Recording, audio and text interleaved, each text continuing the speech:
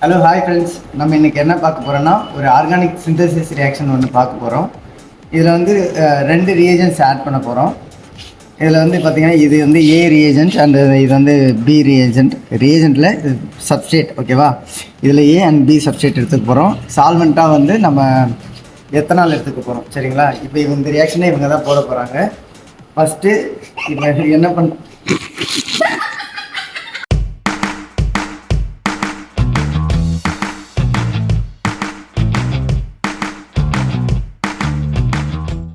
நீங்கள் என்ன பண்ணுறேன்னா 250 ml ஆர்பியை ஃபிக்ஸ் பண்ணுறேன். சரியா? ஃபிக்ஸ் பண்ணிவிட்டு ஃபஸ்ட்டு இந்த பிஎங்க சப்ஸ்டேட் போட்டுக்கிறேன். இந்த இது போட்டுட்டு சால்வெண்ட் ஆட் பண்ணி இது கம்ப்ளீட்டாக டிசால்வ் ஆனதுக்கப்புறம் இந்த ஏ சப்ஸ்டேட் ஆட் பண்ணுறேன். ஓகேவா? இது ஆட் பண்ணதுக்கப்புறம் ரெண்டுமே ஹோமோஜீனியஸாக இருக்கிறத பார்த்துட்டு நம்ம எத்தனை சால்வெண்ட் வச்சுருக்கு இல்லையா, அதனால ஒரு 60 to 65 டிகிரி வச்சு கண்டென்சரை ஃபிக்ஸ் பண்ணிடுறோம். கண்டென்சர் ஃபிக்ஸ் பண்ணதுக்கப்புறம் அந்த ரியாக்ஷன்ஸ் வந்து எப்படி ஏதாச்சும் கலர் சேஞ்சஸாக இருந்தால் நாம் வந்து அப்சர்வ் பண்ணலாம். சரியா? அதுக்கப்புறம் ரியாக்ஷன்ஸ் முடிகிற டைம்லாம் நம்ம நாளைக்கு டிஎல்சி செக் பண்ணும்போதும் அதை எப்படி ஒர்க் அப் பண்ணி செப்பரேட் பண்ணி எடுக்கலாம்னு பார்க்கலாம். சரியா? ரியாக்ஷன் போட்டு பார்ப்போம். ஹாய் ஃப்ரெண்ட்ஸ், இப்போ நம்ம என்ன பார்க்க போகிறோன்னா ஒரு ஆர்கானிக் ரியாக்ஷன்ஸ் எப்படி போடுறோன்றது பார்க்க போகிறோம். அதுக்கு முன்னாடி நமக்கு தேவையான அப்பரேட்டஸ் பார்த்தீங்கன்னா இது 100 ml 24 சைஸ் நெக் ஆர்பி ஒன்று, அதுக்கான சூட்டபிள் பெல்லட்ஸு, அப்புறம் இது இந்த ரியாக்ஷன்ஸுக்கு நமக்கு தேவை கண்டென்சரு, அடிஷன் பண்ணலு, அப்புறம் இதுதான் காட் டியூபு. இது வெளியிலேருந்து மாய்ச்சர் எதுவும் உள்ளே வராத அளவுக்கு நம்ம இது யூஸ் பண்ணிக்கலாம். இது உள்ளுக்குள்ளே பார்த்தோம்னா நம்ம இந்த சைடு ரெண்டு சைடு வந்து காட்டன் வச்சுருக்கோம். அது பிட்வீனில் கால்சியம் குளோரைடு வச்சுருக்கோம். அதுக்கப்புறம் நம்ம சப்ஸ்டேட் இந்த நம்ம ஆட் பண்ண வேண்டிய சப்ஸ்டேட் வந்து நம்ம இந்த மாதிரி இது கப்பில் பேப்பர் கப்பில் எடுத்துருக்கோம் ஒன்று. இன்னொரு சப்ஸ்டேட் வந்து நம்ம ஆல்ரெடி மெஷர் பண்ணி வச்சுருக்கோம். ஓகேங்களா? ஃபஸ்ட்டு இந்த ஆர்பியை வந்து நம்ம இது வந்து ஆயில் பாத்து ரிஃப்ளெக்ஸ் பண்ணுறதுக்கான ஆயில் பாத்து. அதில் வந்து நம்ம ஆயில் பாத்தில் வந்து நம்ம ஃபிக்ஸ் பண்ணுறதுக்கு முன்னாடியே நம்ம வந்து சால்வெண்ட் மெஷர் பண்ணி எடுத்துக்குவோம்.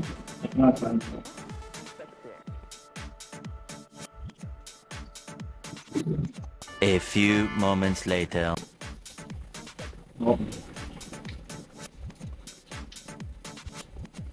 ஸோ நம்ம எடுத்துக்க வேண்டிய சால்வெண்ட்டை வந்து ஃபஸ்ட்டு ஒரு அப்ராக்சிமேட்டாக ஒரு 10 ml எடுத்துப்போம்.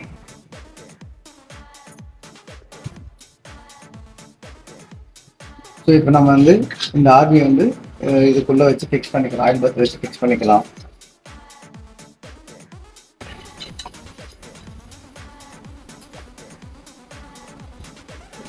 இப்போ நம்ம ஃபிக்ஸ் பண்ணிவிட்டு இதை கீழே கொஞ்சம் கரெக்டாக அட்ஜஸ்ட் பண்ணி வச்சுக்கலாம்.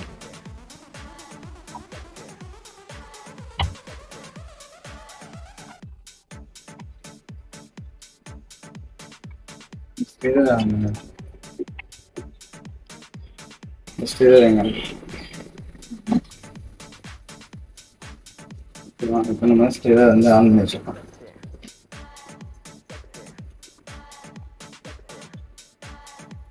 இப்போ ஸ்டிரிங் வச்சுருக்கோம்.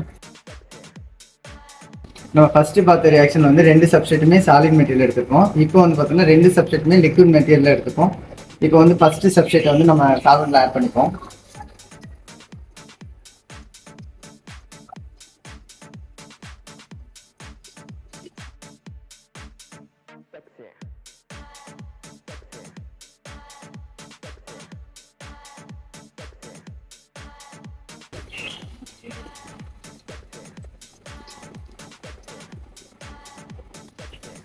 ஐயோ பாவம், அவரே கன்ஃபியூஸ் ஆயிட்டார். நம்ம ஃபஸ்ட்டு சப்ஜெக்ட் ஏ வந்து அடிஷன் பண்ணி முடிஞ்சதுக்கப்புறம் ஏதாச்சும் கலர் சேஞ்சஸ் இருக்கான்னு பார்ப்போம். ஆக்சுவலாக இது வந்து ஆயில் பாத்தோட கலர் தான் இதில் இருக்குது. ஆஸ் யூஷுவலில் வந்து நார்மலாக தான் இருக்குது. இப்போ வந்து சப்ஜெக்ட் பியை வந்து அடிஷன் பண்ணிடலாம். ஆட் பண்ணிக்கலாம்.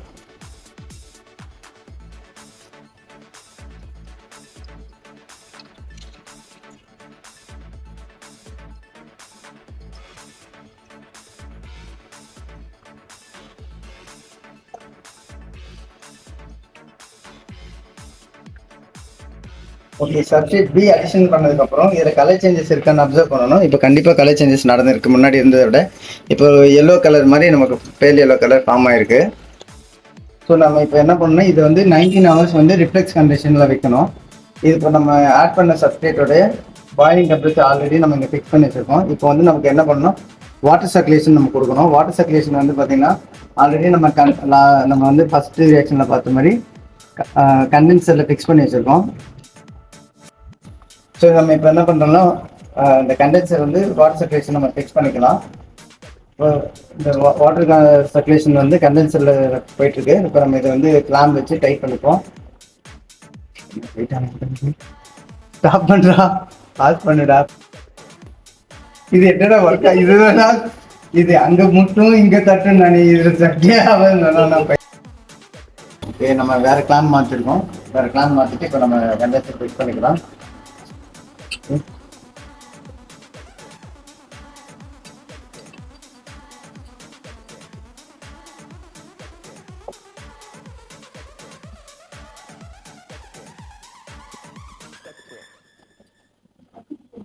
கிளாம்ப் நேராக இருக்கிற மாதிரி ஃபர்ஸ்ட் நம்ம கொஞ்சம் அட்ஜஸ்ட் பண்ணிக்கணும்.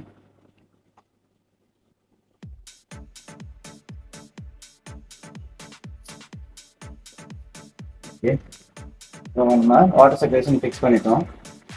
இப்போ எதுனா இது பேர் காட்டிவ். நம்ம ஃபர்ஸ்டே சொன்னது அந்த காட்டிவ் எதுக்கு ஃபிக்ஸ் பண்ணுறோம்னா எக்ஸ்டர்னல் வந்து மாய்ட்டி எதுவும் வெளில போகாத அளவுக்கு நம்ம இந்த மாதிரி ஃபிக்ஸ் பண்ணிக்கலாம். ஒருவேளை உள்ள ரியாக்ஷன்ஸ் வந்து ப்ரெஷர் ஜென்ரேட் ஆச்சுன்னா அந்த ப்ரெஷர்ஸ் வந்து ரிலீஸ் ஆகி வெளில போகும். அதனால நம்ம ப்ரெஷர் ஜென்ரேட் ஆகணும், அந்த ப்ரெஷர் ரிலீஸ் பண்ணுறதுக்கு ஈஸியான ஒரு வேவாக இருக்கும். வெளிலேருந்து எந்த மாய்ச்சரும் உள்ளே போகாது. அண்ட் ஒரு வேளை நம்ம க்ளோஸ்டு சிஸ்டமாக இருந்துச்சுன்னா, நம்ம ஃபுல்லாக க்ளோஸ்டாக இருந்துச்சுன்னா, நம்ம க்ளோஸ் பேக்கிங் இருக்கும்போது சால்வெண்ட் எவாப்ரேட் ஆச்சுன்னா உள்ள வெளியில் வரதுக்கு வழி இல்லைன்னா அது உள்ளே ப்ரெஷர் நல்லா ஜென்ரேட் ஆகி இந்த கிளாஸஸ் வந்து உடையிறதுக்கான சான்சஸ் இருக்கும். அதனால் மேக்ஸிமம் லோ பாயிலிங் சால்வெண்ட் அந்த மாதிரி ஏதாச்சும் எடுத்து ரிப்ளேஸ் பண்ண வைக்கிறோம் அப்படின்னா வாட்டர் சர்க்குலேஷன் போட்ட பின்னாடி இந்த மாதிரி காட்டி போட்டு வச்சுன்னு நல்லது. ஓகேங்களா? இப்போ வந்து நம்ம இந்த ரியாக்ஷன்ஸ் வந்து கேரி அவுட் பண்ணிட்டோம். இப்போ ரிப்ளெக்ஸ் ஃபிக்ஸ் பண்ணிட்டோம். இது வந்து டிம்மர் ஸ்டேட். இதில் எவ்வளோ டெம்பரேச்சர்னா 65 டிகிரி டெம்பரேச்சர் நம்ம ஃபிக்ஸ் பண்ணியிருக்கோம். இப்போ ஆர்பிஎம் வந்து பார்த்தீங்கன்னா 5. இப்போ ரொட்டேஷன் வந்து ஆல்மோஸ்ட்டு ஒரு 700லேருந்து 800க்குள்ளே வச்சுக்கலாம்.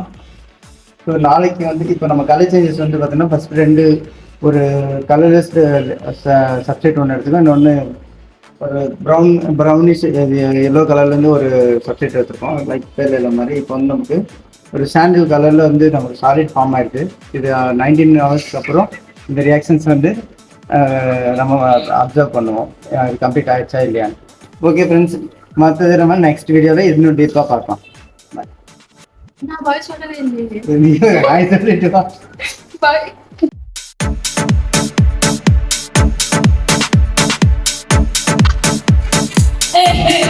என்னது ஏதோ எலி கத்துற மாதிரி ஒரு சவுண்ட்.